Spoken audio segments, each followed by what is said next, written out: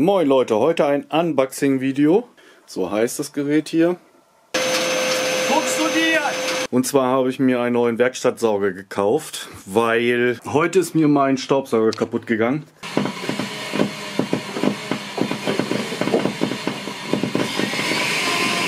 Das ist ja, als wenn der so groß ist wie ich. Vom Umfang her. Das kann aber eigentlich gar nicht sein.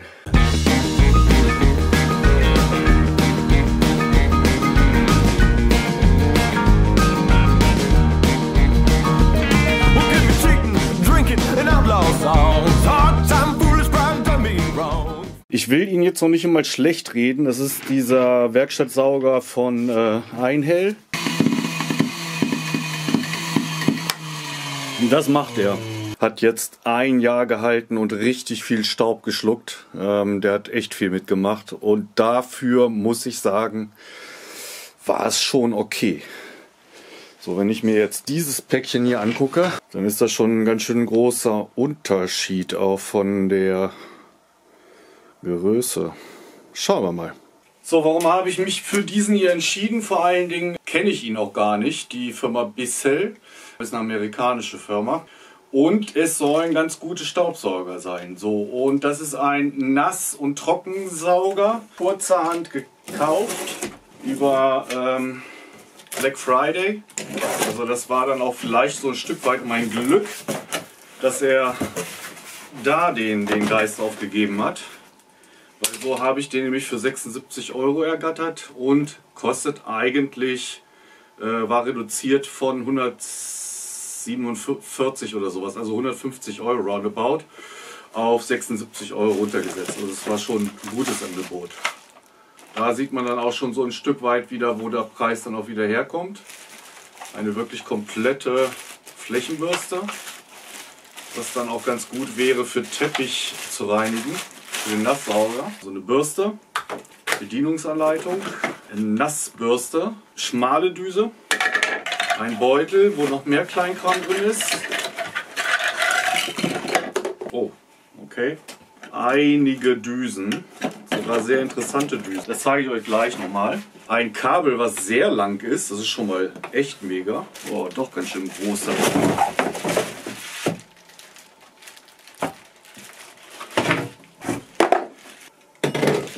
Das Verlängerungsrohr. Das war's. Oh Leute, das ist jetzt fast eine halbe Stunde lang zusammenbauen, gucken, wo ich jetzt dachte, das wird hier so ein 2-Minuten-Video und ich zeige euch das Ding mal, wie es zusammengebaut ist und das war's. Ne? Das ist mal wieder sowas, wo ich zumindest vom ersten Anschein her begeistert bin. Ich habe das Ding jetzt mal hier auf der Werkbank draufgestellt.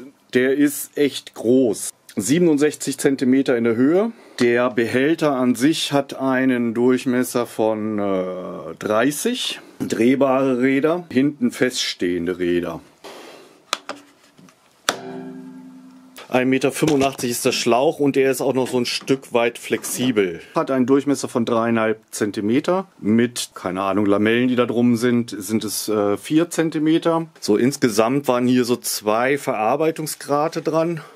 Also hier gibt es keine scharfen Ecken, Kanten vom Plastik, aber sie sind natürlich auch nicht nachgearbeitet. Also man merkt schon so ein bisschen, aber man verletzt sich halt zumindest nicht dran. Ne? So, ich messe mal die Kabellänge. Knapp 6 Meter.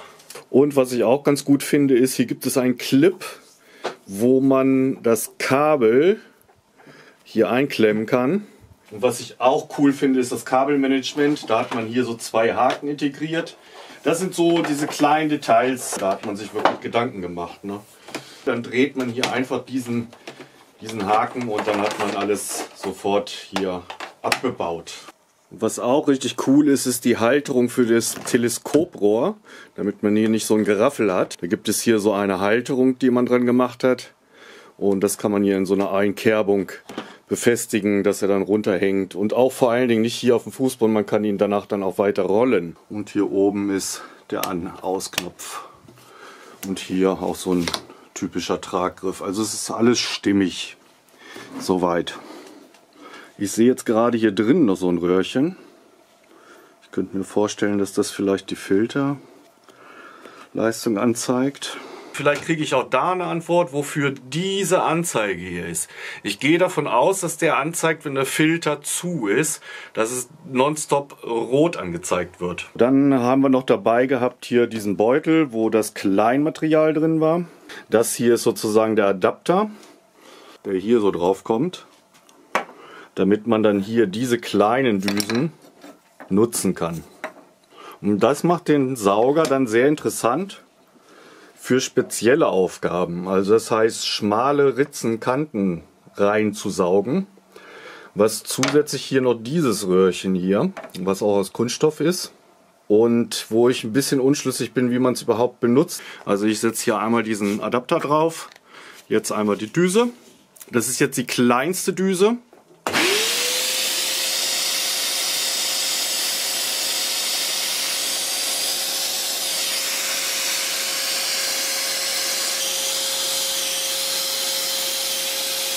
Das ist der größte Durchmesser, wo ich jetzt theoretisch dann hier dieses Rohr drauf stülpen könnte.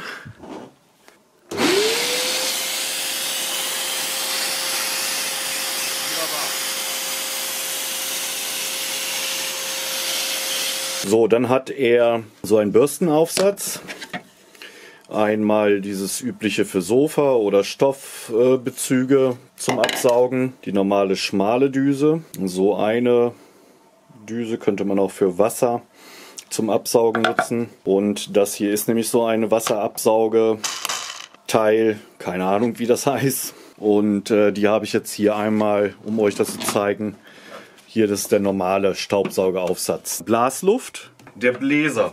Das ist auch wie so ein Adapter, den man einmal hier, das ist jeweils immer so eine Einkerbung hier. Das kann man also im Grunde genommen nicht falsch einführen. Den man einmal hier aufsetzen kann und dann leicht dreht. Und das gleiche kann man dann auch hier vorne wiederum machen. Dann dreht man ihn einmal und dann sitzt das ganze Ding fest. Den Schlauch kann man selber nochmal separat aufsetzen, indem man hier auf diesen Knopf drückt und ihn dann lösen kann. Nur den Schlauch. Oder aber ihn dreht und inklusive des Adapters rausnimmt. Und dann kann man ihn hier hinten aufsetzen.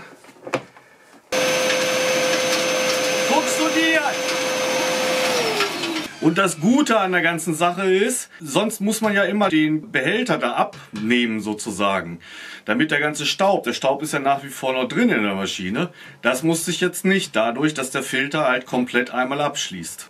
Gut gelöst. Gucken wir uns mal den Filter an. Der Motorblock ist schon kompakt, ich will jetzt nicht sagen schwer, aber ist auf jeden Fall schon mal ein gutes Gewicht. So, jetzt ist die Frage, was ich nicht herausfinden konnte und was auch nicht in der Gebrauchsanleitung drin steht.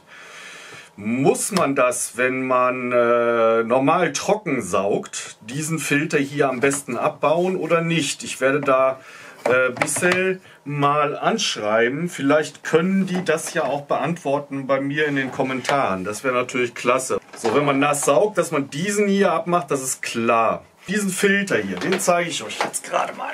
Und zwar ist das richtig gut konzipiert, wie ich finde. Habe ich auch bis jetzt noch nirgendwo anders gesehen. Also, das ist ein Filter, der komplett über den gesamten Rand geht. Dieses hier ist weiches Kunststoff, so silikonartig, was sich hier auch wirklich anschmiegt. Das heißt, hier kann auch nichts irgendwie an den Seiten, wie normalerweise bei den Staubsaugern ist ja dieser ganze Bereich hier nackt. Und wo sich überall der Staub hintersetzt. Dann fängt der Staub an, hier in diesen Ritzen hinterzusetzen. Und das funktioniert bei diesen hier wunderbar, indem man das so gelöst hat, dass man es komplett einmal abdichtet, in Anführungsstrichen. Das ist auswaschbar. Nochmal so ein bisschen Gipsreste, sehr gut. So.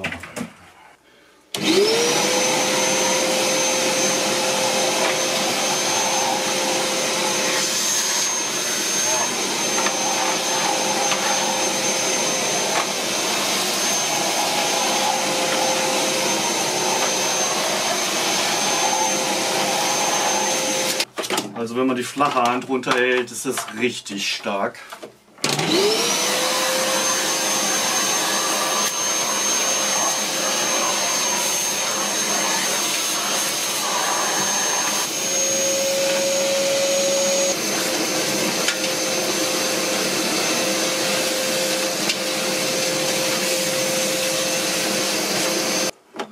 Der Filter hält sehr dicht. Man muss sehr aufpassen, wenn man ihn abnimmt, weil der setzt sich logischerweise dann jetzt auch richtig zu. Und dann muss man ihn auch, denke ich mal, wenn man viel jetzt damit gerade Feinstaub gesaugt hat, dann doch mal des Öfteren mal leeren. Das habe ich jetzt gerade weggesaugt. Und so auch die groben Teile. Sehr viel Kraft, aber ich werde euch ohnehin den mehrmals noch zeigen bei meinen Projekten, die ich mache. Und ich gebe euch immer mal so zwischendurch ein Feedback, ob positiv oder negativ. Also bis jetzt macht er echt einen guten Eindruck, also Respekt.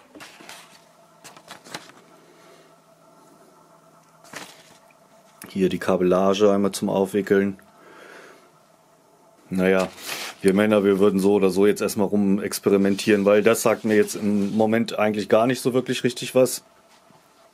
So, und jetzt das Interessante, was gerade so für mich perfekt dann ist dieser Filtereinsatz hier. Das funktioniert wirklich richtig gut. Kann man auch auswaschen.